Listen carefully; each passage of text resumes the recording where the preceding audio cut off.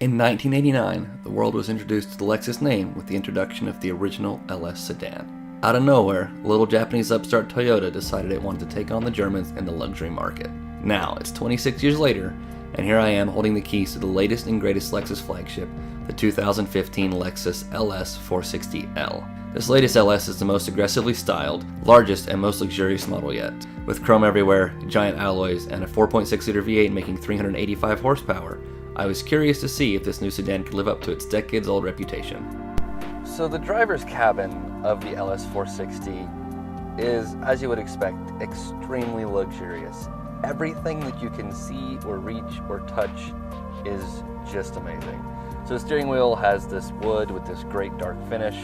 I have this leather with this nice lighter gray contrast stitching, leather in the middle. The buttons feel nice. The plastic is coated in like a soft touch material. The dash, I've got leather and more leather, and then that's leather. And then that is plastic, but it feels really nice and high quality. And then I've got this like metal trim with the wood, and then more leather, and then more wood, and then more leather with more contrast stitching, and more leather, and more wood. Just, it's all very nice. The headliner is coated in like a suede material, and it's got a nice little bit of padding to it. Same thing for the sun visors, they're padded and covered in like the microfiber stuff. The sunroof, same thing. This has really nice padding on it as well. When you close it, it cuts a lot of noise out of the cabin. It's all very nicely set up.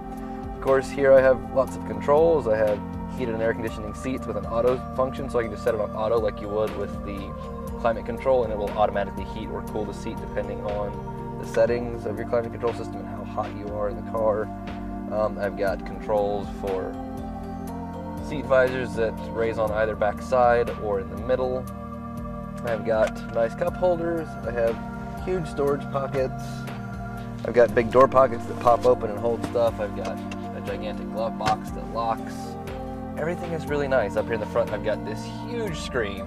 It's like 12 or 13 inches long. And they treat it like a double screen sort of setup. So you have one side of the screen is cordoned off for your navigation, maps, stuff like that. And then the other side is your audio, whatever you have running. You can do apps and stuff. It'll pull all that up. And it's just a nice place to sort of be. The seat feels really good, and it's like a million way adjustable. I can go forward or back, and I can do the front up or down, or the back up or down, and I can lean in the back. And then I've got lumbar support that goes forward and out or up and down.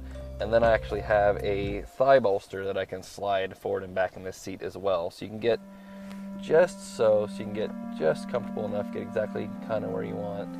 And it has memory settings, 3 of them, so you can then memory set the seats so you can have multiple settings.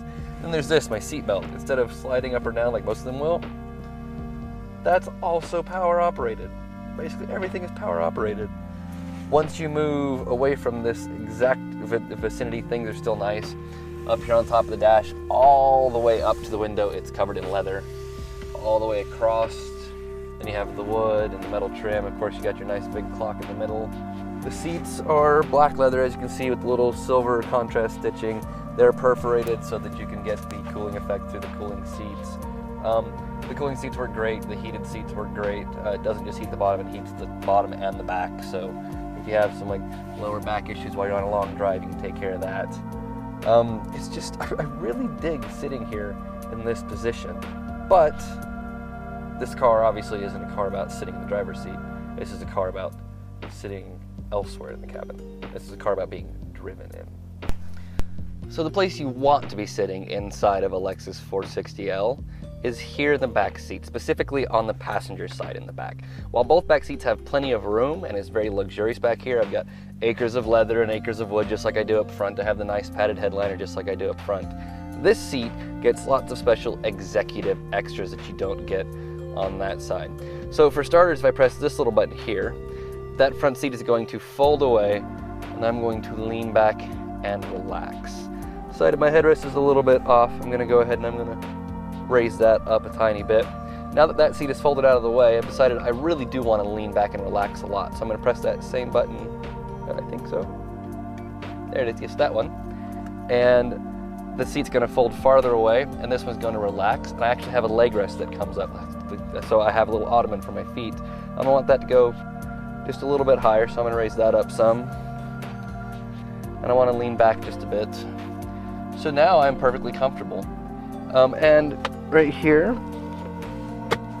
I now have a control. This activates a massage function in the chair. So while you are leaned back and relaxing, you can have a nice massage. Kneading. And then, let's say I want a beverage. I can lift this up again, and underneath that's another container that is cooled to keep a beverage in. And I have my cup holders right there. And I also have my executive first class tray table that pops out. That will flip to the other side as well. So that swivel here, so you have a nice table. Armrests are nice, they're very well padded. I have a little storage cubby. I have plenty of speakers back here, so I've got a mid, a high, and I've got a large speaker directly above my head. There's another speaker down here in the door that you may not be able to see in that camera angle. And the reason I have all those speakers, as I fold this away, we'll turn my massage off, is because I also have a screen. Now I'm going to fold that away so it doesn't get in the way of what we're doing, but that allows me to do lots of cool functions that start up here. So there is a Blu-ray disc player here, so it'll play Blu-rays on that screen. There is an SD card there, so if you happen to have digital copies of movies, you can put them on an SD card. I was using it actually earlier to look at some of the photos I took with my camera of this very car, so you can pull those up on the screen. There are 2 headphone jacks with their own volume control, so you can have your own headphones and your own volume. There is no wireless headphone set in this car, so that's sort of a bummer, but it's also kind of nice because you get better sound quality out of a wired headphone. You don't have to worry about batteries, and they're smaller to carry around. That folds down. I have more storage here if I need to keep other things in place. And then in here with the remotes, directly behind the remote that handles the massage function, there's an input switch, and I have a standard 3.5mm video input and an HDMI jack. So you could actually plug up something that was some sort of high-def output. Technically this will not handle something like an Xbox One or a PlayStation 4, mostly because you don't have the power built into the car. But if you bought a secondary inverter, you could, in theory, hook up a PlayStation or an Xbox, whatever you wanted to, up to this. So that's pretty handy and pretty fancy. Obviously, as you would expect in a car like this, I do have controls for just about everything that needs to happen in the car. This is a 4-zone climate control car, so I have temp here plus directional control. Do I want air more to my face and more to my feet? I have control over the actual stereo, so I can turn the satellite radio on. I can control the volume. So volume control there. If I decide I don't want volume, I can hit power and I can cut the whole system off. I can change what mode it's playing, so it was on satellite radio. I can turn that to FM, I can turn that to AM. It gives me a little display right here. Bluetooth audio, it says currently my phone is not connected. Apps, I can do iHeartRadio, it asks me to connect my phone. So I can flip through all this: Pandora, Slacker, auxiliary jack, AV, AM, FM, and then back to satellite, but I'll go ahead and turn that off. The seat itself also has a heating and cooling function, so I can press that there and make the air conditioning in the seat work, or I can turn the heater in the seat on, or I can hit auto and it will use my settings for my climate control system to adjust how the seat is working to keep me warmer or to keep me cooler, just as I desire. This is a really cool car. Sitting back here is really awesome. Anytime I've gotten anyone to go on a ride with it, that's the first place they go. They're like, doesn't this thing have a massaging back seat? I'm like, yes. And they all want to sit back here. They all want to kick their feet up. They all want to feel like they are a king or a queen of some country riding around in this incredible level of luxury. One thing that is very nice about the design of the LS that we've discovered from people I've had riding in it is because the wheelbase is so long and the rear tires are so far behind you, if you are going down a curvy road, the lateral motion to the rear seat passengers is not as bad as it would be in a standard four-door car. So some of you guys may be familiar with this idea. If you're in the front seat of a standard four-door car or standard coupe and you make a hard turn, when you feel that lateral force, you feel that on your body, and that's a certain level of force. But in the back seat of that car, the passengers are being flung much harder than the driver usually is. This car is designed to where it sort of works the other way. The rear seat passengers don't catch nearly as much of that lateral force, so car rides are a little bit nicer for them. If you're on a twisty road, they're less likely to get car sick. They feel less momentum, less force. They're less likely to spill their drink, things like that. So that's very nice. Of course, we do have lights, spotlights. Then I can hit the dome light button and the whole cabin will illuminate so I can see what's going on. If I decide that the weather's getting a bit harsh outside, I have automatic window blind there. I have one for the other side, and I have one for the back window. So even if there's some paparazzi that's shooting at me and I don't want them to take my picture, I can go ahead and roll those up and that gets taken care of. So again, this is an extremely fancy, luxurious car. Things I would like to kind of see, there's a left-right control here. So the seat control only works for one side or the other. So I could have my seat slide all the way out and recline. And then I could switch over and have the other seat slide all the way out and recline. But we can't do both at the same time. I know that seems kind of nitpicky, but in a car this luxurious with so many features and functions, I feel like I have the right to be a little nitpicky about some of the things that are done. Otherwise though, it's great. It would be nice if there was a sunroof back here or some more glass, but you can't have that because I have the speakers and I have the little drop-down mirrors and I have the video screen and I have the IR receiver for the video screen controls to work. So I see why they didn't put more glass back here, but it would be a nice thing to have, even if it was just like a small piece that ran vertically that way. My last final little touch that I do enjoy is this whole center console here. Instead of it just being up here, they've actually coated it in the same wood that the rest of the cabin is coated in. So it looks really nice, it's nice to touch, and it sort of carries the theme across the cabin.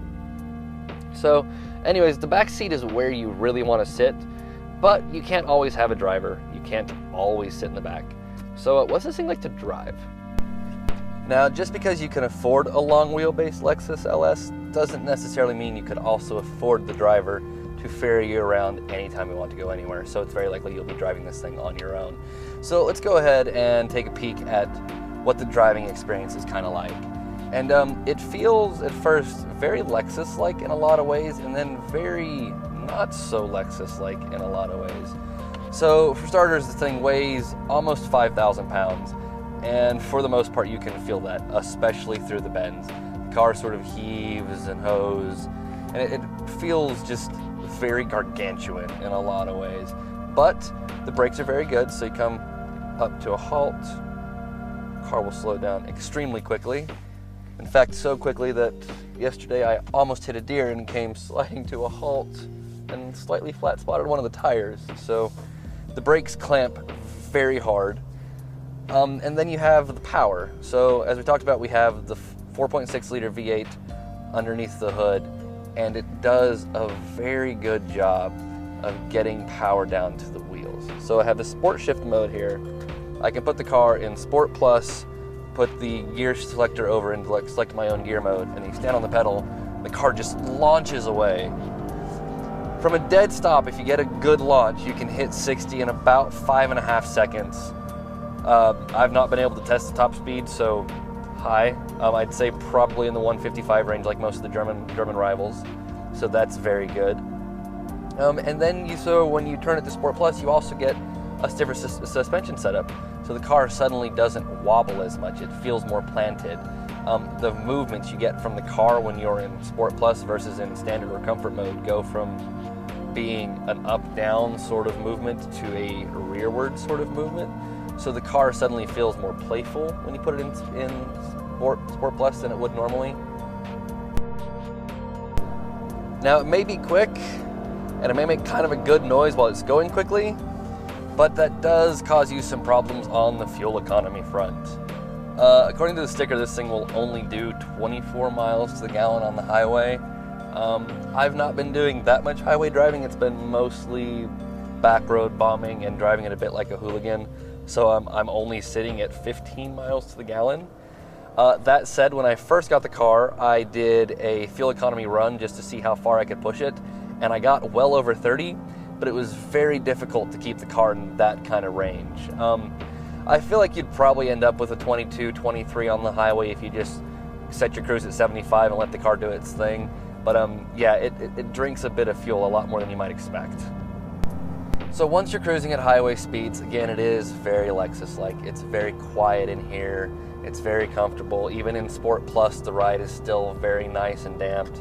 I can move it over to comfort or eco mode to try and save some fuel, and the car sort of settles and wafts a bit. It gets very comfortable. You just sort of wallow around on a cloud of marshmallow as you drive down the road. Again, for the kind of people who are looking at this car, it is definitely what they're after. If you prefer the driving dynamics and the stiffness of like a BMW, this may not be your thing, but otherwise, like, ride quality is excellent. Like I said, even when you snap it back over into Sport Plus and firm up the suspension, the car still feels very good. When you hit bumps, expansion joints, things like that, it just sort of smooths them away. You get the noise, you get a little bit of a thump, and you can sort of feel it through the wheel and through your seat, but the car doesn't jostle anything. If you had a cup of tea, you would not spill your cup of tea. It's very nice. Part of this car's options include an upgraded stereo with a Mark Levinson sound system. There's a big amp in the back underneath the floorboard in the trunk. It sounds very good. It's not probably the best in this class. I think stuff that Audi is doing with the Bang & Olufsen stereos sound a bit better than this, but it's still very nice. It sounds really good.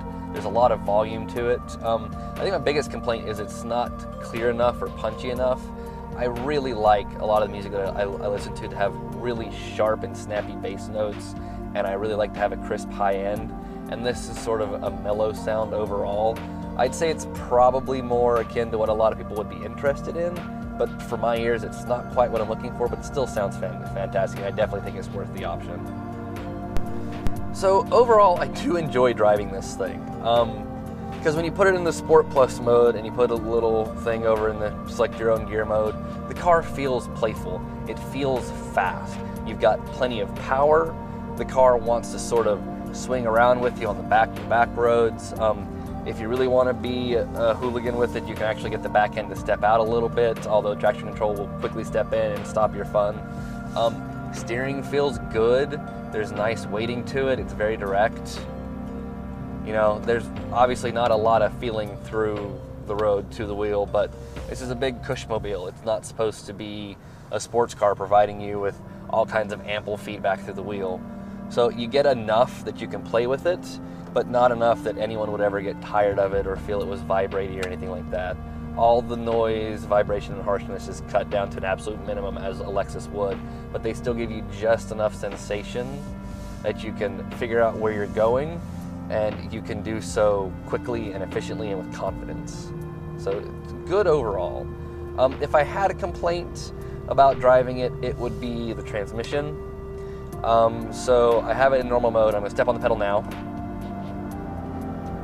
And it takes a second to get the gear you want. And that has to do partially with the way the gearbox is. So it's a sequential automatic. So if you're in 8th and you need to shift to 4th for the car to launch you that way, you have to wait for it to find through the gears.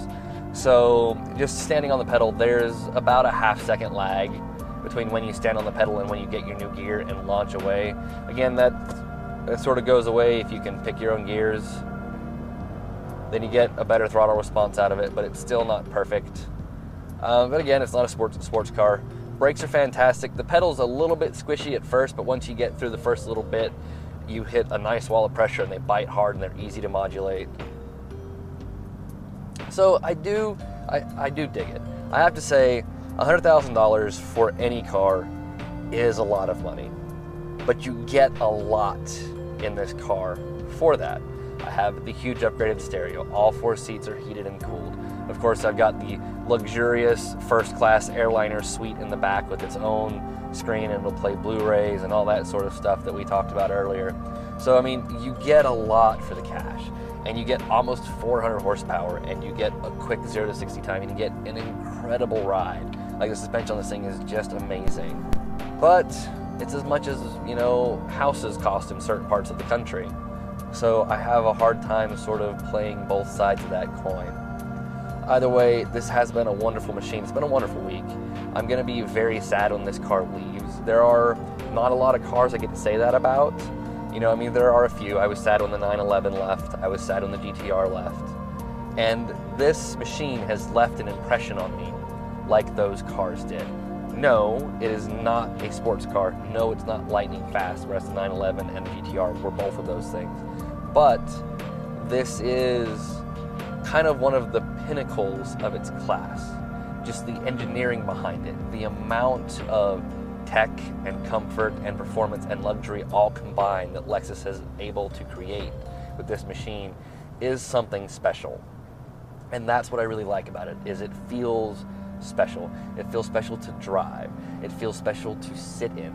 It feels special when your friends are interested in, like, what is this thing? And everyone wants to get in it. And everywhere you go, people are like, that's kind of a nice looking car. It looks like more than just a normal Lexus.